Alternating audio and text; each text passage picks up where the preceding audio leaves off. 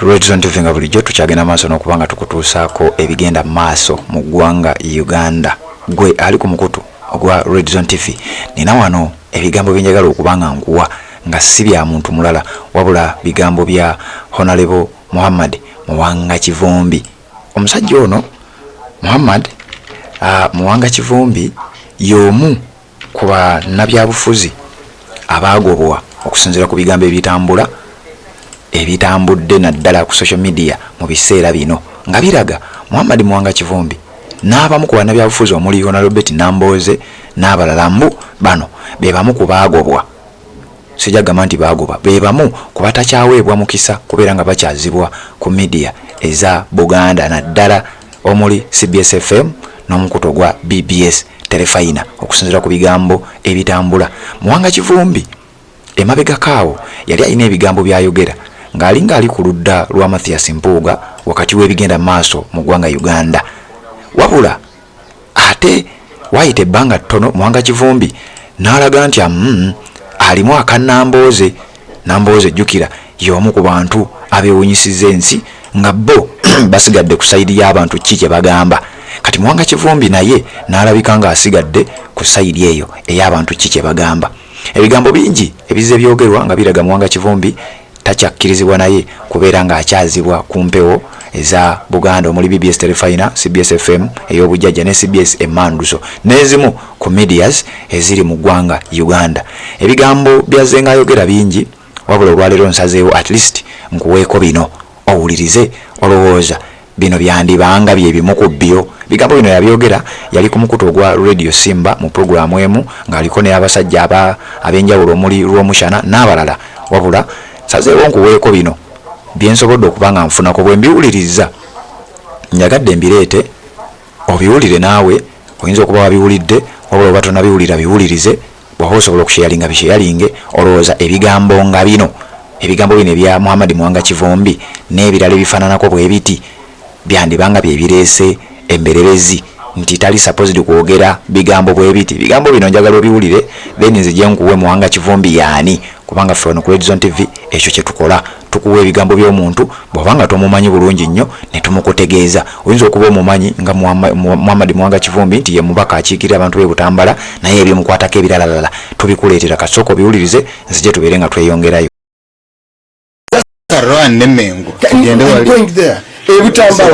Ebutambala what happened? Twagenda mu myaka egiyise ng'ate nze biggest defender kube baagala okusengula against abantu ba Museveni. Abajja n'emmundu ne ssente, bajja n'ebintu ebyo bibiri, bajja n'emmundu ne ssente to evict. Nagenda nga ndi chairperson w'e Buganda eno ewa Kanyike ebukote eyo n'engenda ekiboga audience nga gyenjogereramu abampente nga traditional ebadde ya Museveni naye nga kati okugirwanirira ngendayo bemala bogereramu bampente. So what does it mean? Now two things have happened. Museveni kyatamanyi fundamentally and that's why the Muhoozi project ejja kufairinga. Bagizimbye nga balowooza nti you can isolate Buganda. Nebe yakoze suggestion za names mu cabinet tewaliyo wadde wajjejeri wadde Gasumba wadde Kabanda wawano we arabye mu mpeke. And I'm being Haruna Kasoro Haruna abaddeyo agenda kugwa abaddeyo abaddeyo kakati Mengo where you want us to go Mengo ebadde mu politics for some time ono gyayogeddeko nga erowooza ddala tenure ya Charles Peter Mayiga nti osobola okukolawo ebyobufuzi ate biri kukoa negenda ereeta ekintu ekirala abantu bawano okuddamu okutunuulira issues eza service delivery, enguudo, amalwaliro, amasomero, feria obwavu obusitudde jembe. Abaana baabo abantu baffe mu Buganda baweeredde abaana bangi. The biggest fear gye balina ye region esinga kati abantu mu diaspora obungi. The biggest base ya diaspora tekyali Northern Uganda. At one time Northern Uganda local displacement ya war Museveni era bali the biggest diaspora group. Today qualify that bagenda mu diaspora aba Northern Uganda nenga abawerako kubbo bagenda bayivu era emirimu nga bagikoze. Ojukira always refer to the Kachoke Madit. Kachoke Madit yayina PhD holders in a single meeting in Canada abasuba mu 10. Yes. Unfortunately one abana abafa bagenze mu diaspora this generation bagenda mu chondo cha Buarabu and omanye emirimu gye bakola nebulaya when you go to of course USA therefore why abaganda bagamba sebageya nyinyi wano mu studio sebageya nyinyi nga namunya ali kunju Kogamo yagenda kutanya PhD. Kibazo. Ono ya kisole magara katende. Yagenda kula yanga tayina PhD. Ono mudiza mu nakastanje obubi. Nenda kulyayo. Emu ku dividends. That group against Bulaya chekoze. The influence on social media. Chovola that the only two languages ziri ku social media is dominating. It's only Luganda and Luzungu. Oba feje tulaba no gemazima the influence, the biggest influence kati platform singako influence the language yogerwayo nero mushana kati ali forced okufuna Bible yo Luganda aluige. I'm not forced. Okay, because sagala kwogera nabeeru kunje njala kwogera namu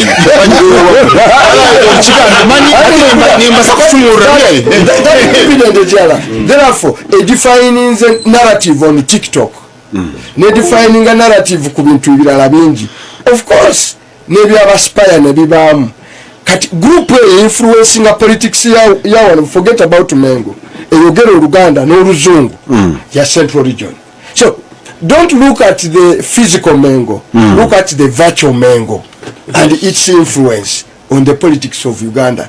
Ndabo butambi bungi nnyo President Museveni bakola ku TikTok ne muhozi bwani tekuli kali mu Lunyakole nak. I bet balitero kamunga ka Lunyakole. Because Eastern Uganda is so it is not. It is not. Secondly, master Buganda over time ye transforming the nations in okuba tribal. Olwaleero from omwana wa Charles Peter Mayiga comfortably afumbidwa Omuteso. But the chabiera ngawudde. No, traditionally two abantu abafunye sente bano ne bajja basenga mu Buganda. Lwakisule tugenda mugaba. Abantu bajja basenga mu Buganda. Ono Charles Bomushara mutaka. Siri musenze. Ono musenze.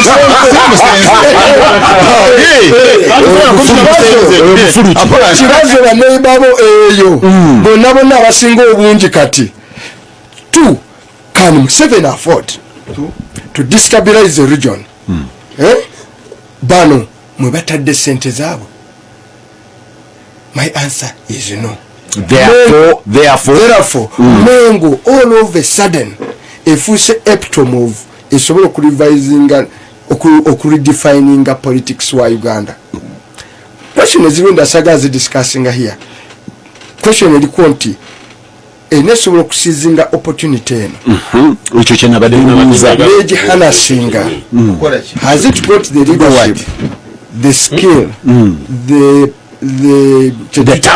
tact to do what? Okumanya two kuwagira Museveni kukola ki? Determining the politics. Yes, ebigambo bingi naye nsazeewo nkuweeko ebimu ku byo. Bamuyita Muhammad Mwanga Kivumbi. Ebigambo bingi byazzenga ayogera naddala ku nsonga z'ebyobufuzi mu ggwanga Uganda. Kakati Mwanga Kivumbi ono sigambye nti bibyo byamugobya wabula mbuuza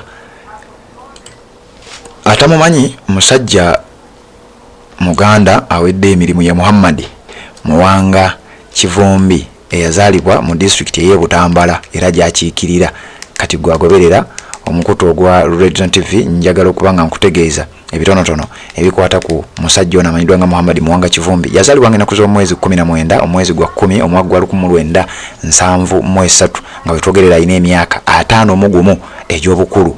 Muhammad Muwanga Kivumbi ye chairperson ow'akakiiko aka Buganda Parliamentary Caucus, akokowulira Buganda Caucus, ye chairperson wako mu parliament, aliyo mu parliament ku kaadi ey'ekibiina ekya National Unity Platform. Muwanga Kivumbi yaliko mu DP era y'omu ku bali ba DP block bwe yali tanaba kwegatta ku kibiina kya NUP, wabula nga wetwogerera y'omu ku ba DP block abakalubye nga ku luno basigadde ku nsonga oluvannyuma lw'ebigambo ebibadde bitambula, oluvannyuma lw'ebyo ebibadde byogerebwa, wabula nga Muwanga Kivumbi akalubyemukko, takyali oli owaluli, takyali oli gwe badde balowooza. Era ye Muhammad Muwanga Kivumbi wamu ne Honorable Betty Nambooze balaze embeera ey'enjawulo mukko okusinga ku bibaddewo oba n'ebibadde bisuubirwa. Muwanga Kivumbi akiikirira abantu be Butambala County constituency eyo ate nga kati district nga bwe nkugambye gye yazaalibwa era gy'akiikirira. Yatula P7 ye ku ssomero lye bayita Gombe Primary School mu mwaka gwa 1986, n'atuula senior ey'okuna ku ssomero lye bayita Kibuli Secondary School mu mwaka gwa 1990. Yatuula senior ey'omukaaga mu mwaka gwa 1993 ku ssomero era lyerimu Kibuli Secondary School, n'ajoyininga Makerere University gye yasomera n'afuna bachelor's degree mu byenfuna, bachelor's degree in economics mu mwaka gwa 1998. Mu mwaka wa 2003 Muhammad Muwanga Kivumbi yafuna kye bayita associate degree mu democracy and development okuva ku university gye bayita Uganda Matters University, era n'addamu n'akola master's degree in human resource management okuva ku Uganda Management Institute UMI gwali mwaka gwa 2004. Bye bitonotono benyinza okubanga nkuwa ku mubaka Muhammad Muwanga Kivumbi akiikirira abantu be Butambala ku kaadi y'ekibiina ekya National Unity Platform eyasazeewo okusigala ku ludda olw'abantu era nga n'ebigambo abyogera bulambalamba, era kati ono ye ne Betty Nambooze be bakyayimiridde. Redzone TV kwoli webale kubanga okyagoberera byonna gy'osinzira okubanga gy'otulabira, kyokola kya mutawana nnyo gwe atanaba kubanga osubscribinga nga bulijjo. Nyongera okujjukiza nti kira wansi awo olaba ekigambo subscribe kikwateko, kwata kadi ka notification tubeere nga tutambula ffenna.